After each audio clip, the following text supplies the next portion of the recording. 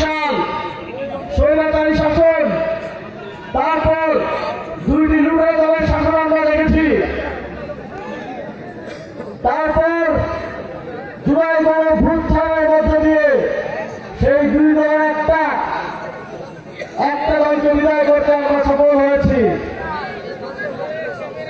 এবার নতুনদের সুযোগ এসেছে। আপনারা বিগত 54 বছরে দেখেছেন যারা আপনাদের আমাদের ভোট নিয়ে কিংবা না নিয়ে ক্ষমতায় গিয়েছে, তারা দুর্নীতি করেছে, তারা চাঁদাবাজি করেছে, তারা ব্যাংকে রাখা আপনার আমার টাকা লুট করে বেগম পাড়ায় বাংলা করেছে। এবার আপনাদের সামনে সুযোগ এসেছে নতুনদেরকে সুযোগ করে দেওয়ার। আপনাদের সামনে সুযোগ এসেছে যারা কখনো কথা দিয়ে, যারা সবসময় কথা দিয়ে কথায় গেছে, তাদেরকে সুযোগ করে দেওয়া। আমরা জানি বিগত সময়ে রংপুরের জনগণ আঞ্চলিক বৈষম্যের শিকার হয়েছে। রাজনৈতিক কারণে আপনাদের এলাকায় যথেষ্ট রাস্তাঘাট হয় নাই, আপনাদের এলাকায় শীতের সময় খরায় কষ্ট করতে হয়েছে, বর্ষার সময় ভারত থেকে আসা পানিতে ডুবে পড়তে হয়েছে।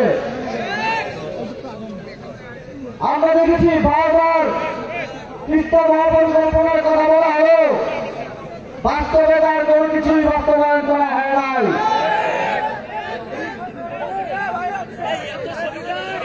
আমরা তাদেরকে আশ্বস্ত করতে চাই, যদি এবার 11 দলীয় জোটের প্রার্থীদেরকে আপনারা নির্বাচিত করেন, পীরগাছা কাউনিয়ায় ছাত্রদেরকে নির্বাচিত করেন, তাহলে দ্রুততম সময়ের মধ্যে তিস্তা মহাপরিকল্পনা বাস্তবায়ন করা হবে।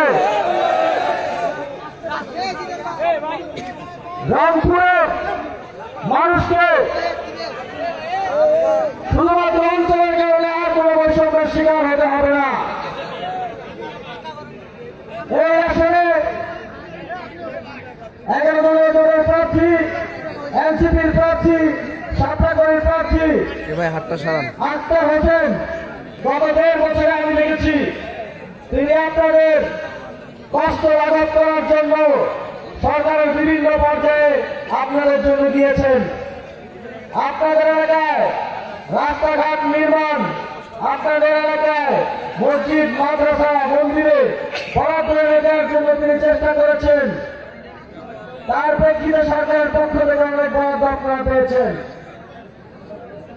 এবং আপনাদের মনে থাকার কথা, গত বছর তিস্তা পারে একটি গণশুনানি আপনারা আয়োজন করেছিলেন। আপনাদের সন্তান আক্তার হোসেন অনুরোধ করে তিস্তার যেই নদী ভাঙন হয় তা রোধ করার জন্য সেই গণশুনানি আয়োজন করেছিলেন। তার প্রেক্ষিতে সরকারের পক্ষ থেকে 250 কোটি টাকা বরাদ্দ দিয়ে তিস্তার পারে দীর্ঘ বাঁধ নির্মাণ করা হচ্ছে।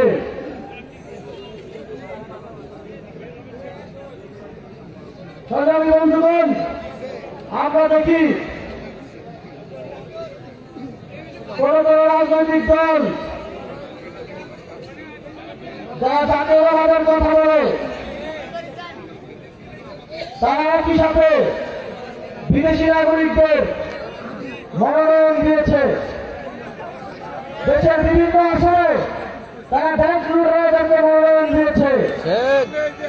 যে বিদেশি নাগরিকদেরকে তারা মনোনয়ন দিয়েছে, তারা নির্বাচিত হলে তারা আপনার আমার অর্থ আবারও বেতন পাড়ায় নিয়ে তাদের বাড়ি বানাতে কাজে লাগাবে।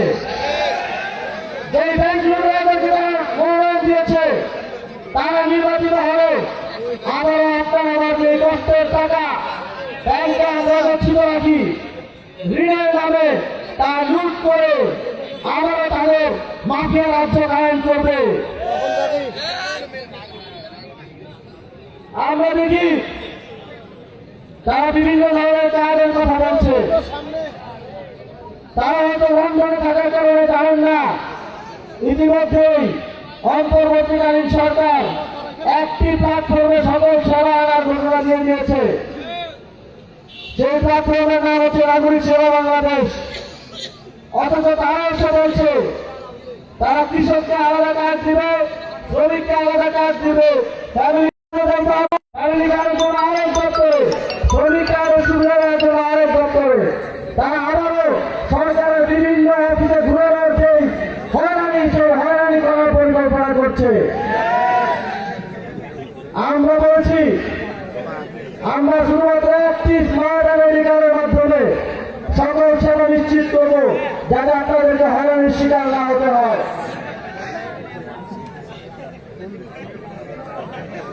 পীরগাছাবাসী, আমরা ইতিপূর্বে দেখেছি এখানে যে পরিবারতন্ত্র কায়েম আছে, তারা নির্বাচনের সময় লুঙ্গি শাড়ি দিয়ে মানুষকে বোকা বানানোর চেষ্টা করে। তারা এই এলাকার মানুষকে লুঙ্গি এবং শাড়ির মাধ্যমে তারা চায় আপনাদের সন্তানরা, পরবর্তী প্রজন্ম তাদের লুঙ্গি শাড়ির দিকে যেন তাকিয়ে থাকে। তারা চায় না আপনাদের কর্মসংস্থান হোক, তারা চায় না আপনাদের সমৃদ্ধি হোক, তারা চায় না এমন ব্যবস্থা করতে যার মধ্য দিয়ে এই অঞ্চলের কোন মানুষকে আর তারা লুঙ্গি শাড়ির দিকে যেন তাকিয়ে থাকতে না হয়। যদি একজনকে আপনারা নির্বাচিত করেন, তাহলে আমরা কর্মসংস্থান নিয়ে এমন ভাবে কাজ করবো যে আপনাদের প্রত্যেকটি ঘরে ঘরে কর্মসংস্থান পৌঁছে যাবে। আর কাউকে লুঙ্গি শাড়ির দিকে তাকিয়ে থাকতে হবে না।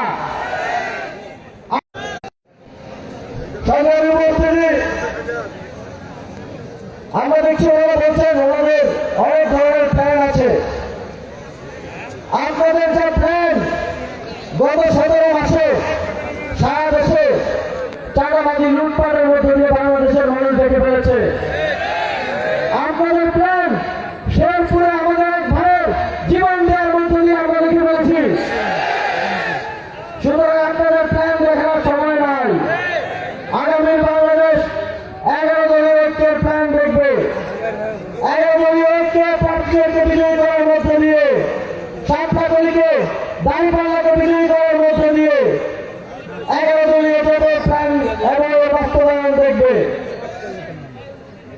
আগামী উপস্থিতি আপনাদের সাথে আবারও দেখা হবে 12 ফেব্রুয়ারির পর 11 দলীয় জোটের বিজয় মিছিলে, 7টা দলের বিজয় মিছিলে, 8টা দলের বিজয় মিছিলে এবং আমরা একসাথে 12 ফেব্রুয়ারির পর নতুন বাংলাদেশ গড়ব, এই প্রত্যাশা ব্যক্ত করে আমার বক্তব্য শেষ করছি। আসসালামু আলাইকুম।